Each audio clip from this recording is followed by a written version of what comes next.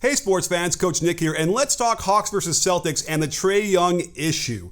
You might not have realized it, but Quinn Snyder benched this guy early in the first quarter. There's Bogdanovich taking off his jersey. Trae Young seems okay with it. Nobody reported on this or talked about it, but here he is going to the end of the bench where we see him sit at the very last chair. Maybe he likes his space, I don't know, but it's interesting to see him do that. Now, look at the score. They're up 17-9. Why would a coach take his best player out on the road in a crucial playoff game? Well, here's why. Driving kick. Would love to see another driving kick here with some space here. Instead, Trae Young is going to sort of bail him out with a sidestep left-right contested three-point shot that doesn't go in. Now, there's Quinn Snyder using his body language to try and maybe help it go in a little bit so he doesn't look completely upset about the shot, but what makes it worse is that Trae Young does not get all the way back and doesn't sprint, and that gives Derek White a layup down at the other end. That's a big no-no in a playoff game, in any time, any game. And here's Prunty and Snyder discussing it in an intense way, and this is the issue we have with Trae Young, not just in the series, but in his career.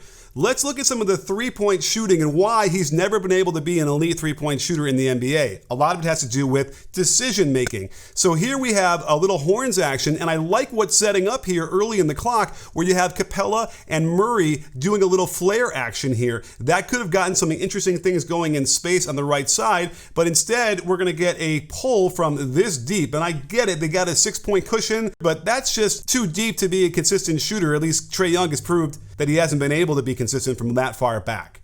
Up by 7 late in the first quarter, and here's another one of these decision-making things. Early in the clock, they have a chance to get something going to the basket perhaps, and instead, Trae Young is going to attack Hauser, which is what they want to do on the switch with the inside ball screen, but bails them out on the step-back three. At least this one was pretty close to the line, and he gets it off, but these are tough shots, and he has never really been that consistent with them. Let's talk game one. Same idea here. We have a nice pick and roll, and you can see Horford is dropping, and Derek White is going to want to chase over the top. And instead of luring him into the lane, which is what this defense is supposed to be doing, and what Trae Young should be doing, because remember, he is so good with floaters, he kind of bails him out with a three-point shot. Is this open? A little bit, yeah, and Derek White kind of flies by him, but he misses this one again, and this is part of the issue. He's shooting 23% in the 2 games from behind the arc, and the season was only at 33.5%. So he's just not really nailing these shots. He's got to change his shot profile. Here's another one from game one where they come off of a little bit of a handoff back into a ball screen from Saddiq Bey.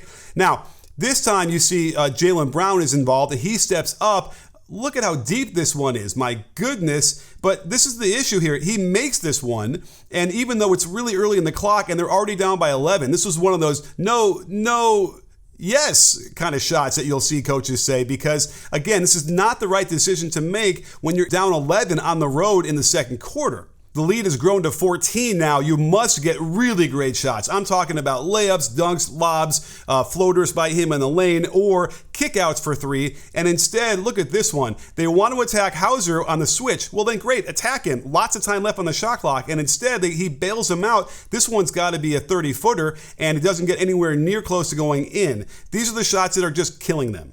And don't get me wrong, Trae Young is a special player. Which reminds me, there's a very special deal from Underdog Fantasy for this week only. If you sign up as a new Underdog user before Friday with my code BBALLBreakdown, not only will they double your first deposit up to $100, but they'll give you a special pick, Julius Randle against the Cavs in Game 3. So sign up at UnderdogFantasy.com or download their mobile app and use my code BBALLBreakdown, and the special will be live a few hours after the deadline on Friday, which is when Young gets another chance to improve his struggles around the basket. And he has to remember, in the playoffs, they're not giving him calls like they would normally get. He's a master at the quick pull-up here. Watch, off both feet. And actually, he's dragging that back foot. That's okay. And into the contact. They're not giving this contact a call anymore. And there is Jaylen Brown blocking it. The better choice is either Saddiq Bey spotting up in the left corner while he's in the air. He can throw that. He's a really good passer. Or the best choice is the trail right here for the dunk. He misses that, and they get running back the other way. Again, if he doesn't adjust, they're really going to be upset. He goes on the ISO at the end of the quarter like he normally does, and he does the quick pull-up again off of the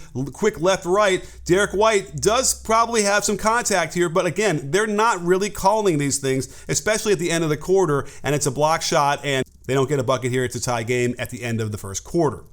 I like when they run horns and get Trae Young in the corner off the ball, because here they can get him coming into the middle of a handoff. Great. Collapses the defense. Watch how Derek White goes underneath this screen, which is a tough way to try and get around there, especially with Capella making contact. He gets into the lane, and remember, Derek White has a pretty big height advantage on him. The kick out here to the corner is probably what would be a better shot. Get your teammates involved. Get them in better flow and rhythm. There's John Collins, who's open in that corner. Instead, he tries to do a conventional right-left, which is what Derek White can time easily, and just blocks this ball off of the backboard. It seems the Hawks are a bit shell-shocked. They're down big already in the third quarter, and they're going to go to their uncomplicated pick-and-roll package, 2 on the left wide and then 1 on the right, and then bring Capella up to ball screen. Watch how they defend this. So Derek White's going to force him weak to the weak hand. That's okay. But they're going to be playing with fire by letting Horford drop, inviting the floater game from Trae Young. The problem here is that with the really fast rim run by Capella, that means that Horford has to keep dropping back. This is all good for the Hawks so far, but I do like how Derek White is trying to stay connected. But does a nice little contest from behind, and that throws Trae Young off so much. Watch, first he goes off the right foot. Now, right foot, right hand floaters are kind of hard. He should be pretty good at those. He is. But instead, he opts for the left hand floater. This is completely out of character for Trae Young, and they miss it and they go back down the other way. Now, if you think that he's not rattled, check this one out. In transition, he gets another one that should just be an easy floater for him. Again, he goes off the right foot. He's timing his gather in a weird way now, and now he's trying to do a right-handed, right foot, off-foot floater, and instead he double pumps and then kind of throws it on the way down and misses it. Unheard of for him.